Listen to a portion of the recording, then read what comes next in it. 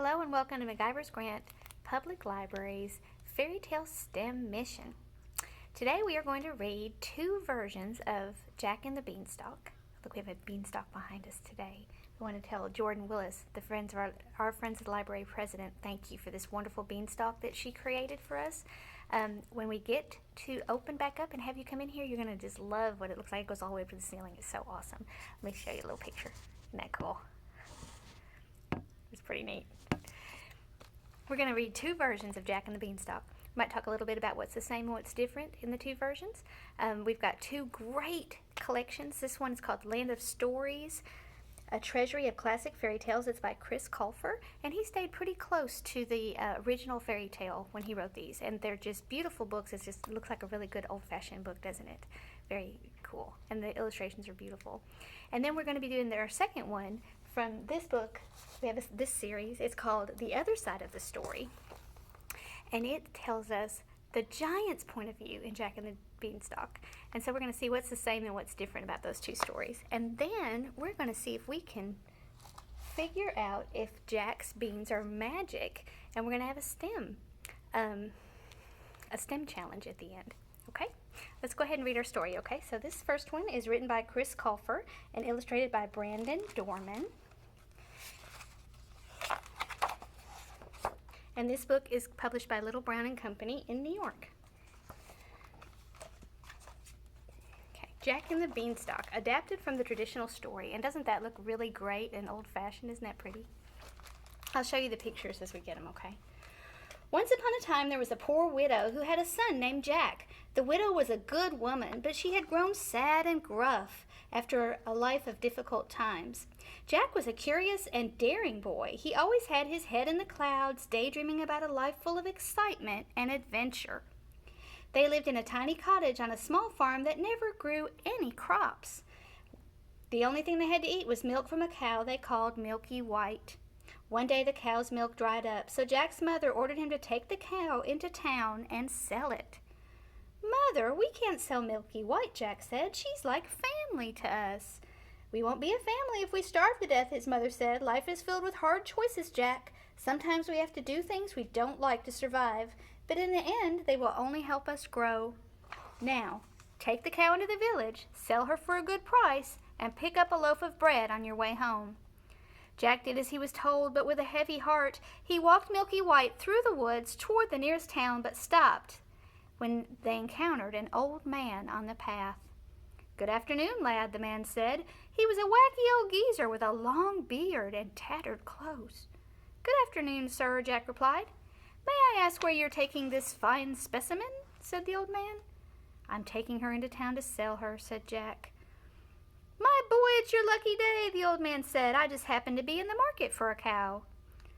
"You want to buy Milky White?" Jack asked. "Well, I'm afraid I don't have a shilling to my name, but I'd be more than happy to make a trade for the beast," said the man. "I am not sure my mother would approve of a trade," Jack said. "She told me to sell the cow and then bring back a loaf of bread for supper." "My boy, what I'm willing to trade you is worth more than all the bread in the kingdom," the man said. The tradesman had gotten Jack's attention, but he still wasn't sure if his mother would approve. "What do you wish to trade?" Jack asked. The old man reached into his raggedy coat and pulled out a handful of beans.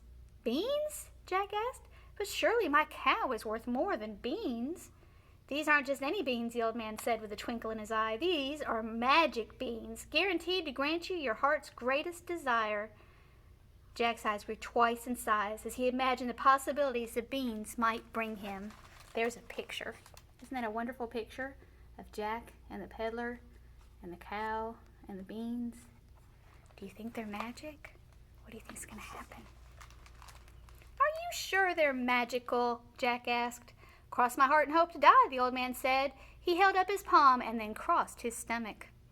Jack swiped the beans out of the old man's hands and handed over Milky White's reins. He was so excited he ran straight home without saying goodbye to the tradesman. "Mother, Mother," Jack cried when he arrived home. "I've traded Milky White for magic beans. The man in the woods says they'll grant my heart's greatest desire."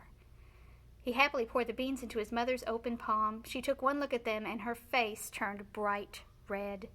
"Stupid boy," his mother said. "You've been tricked. There's nothing magic about these beans. We're most certainly going to starve now." The widow angrily tossed the beans out the window and burst into tears. She locked herself in her room and cried all night at her son's foolishness. Jack went to bed mad with himself, too. He couldn't believe how easily he'd been deceived. He was so hopeful for a better life, he had let his hope cloud his judgment. The following morning, Jack awoke to a terrible screech. He hopped out of bed and found his mother in a panic outside. "Look, Jack!" she cried and pointed to the sky. "A beanstalk grew last night while we were sleeping." Growing straight out of the ground was a massive beanstalk. It was so tall it stretched into the sky and disappeared above the clouds. "The beans! They must have grown when you tossed them out the window," Jack shouted triumphantly. "They were magic after all." Now help me gather some leaves and I'll cook a nice beanstalk stew," the widow said. Jack ignored his mother's wishes and immediately started climbing the beanstalk. "Jack, get down," the widow ordered. "You're going to get hurt." Still, Jack ignored her. He couldn't help himself. This was the most exciting thing that had ever happened to him.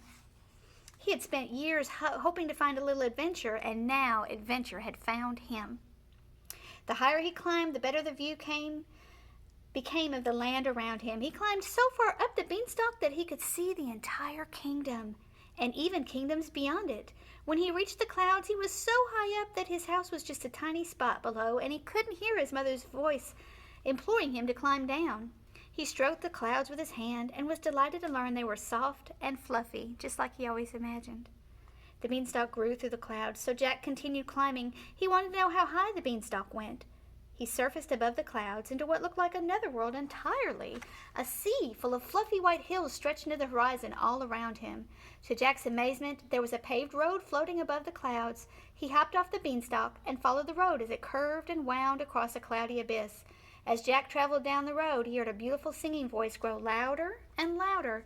He had never encountered such a lovely sound and wanted to find its source. And there's a beautiful picture. Look at that picture of Jack and the beanstalk. Isn't that pretty? At the very end of the road, Jack found a massive castle. It was so big that Jack was the size of a mouse in comparison. He figured it must be the home of a humongous creature, and since Jack had always been more curious than fearful, he snuck under the enormous wooden door to have a look inside. The castle was filled with the biggest objects Jack had ever seen. The furniture was so large he could walk under the table and chairs without hitting his head. The fireplace was so big his entire house could have fit inside it. Everywhere he looked, he saw piles of gold coins the size of dinner plates. Jack wasn't a thief by any means, but since there was so much gold and he and his mother had so little, he figured it wouldn't hurt to take some home. So he filled a large bag with as much gold as it could hold and threw it over his shoulder. Just as Jack was about to leave the castle, he heard a beautiful singing voice again, and Jack could have sworn he saw a golden woman standing up on top of the enormous table. Once again, his curiosity got the best of him, and Jack went to get a closer look. He climbed up a chair leg, stood on the seat, and then pulled himself up to the top of the table. It wasn't a golden woman he saw, but a magic golden harp with arms and a face. She sang a song while strings attached to her back magically played along. "Many years I've had to wait, my hero is rather late. I sing songs of affection, but receive no protection. Have my rescuers all died? Has anyone even tried? Rescue is such a burden, only one thing is certain. Princesses don't benefit when their princes can't commit. Some damsels stay in distress due to lack of interest."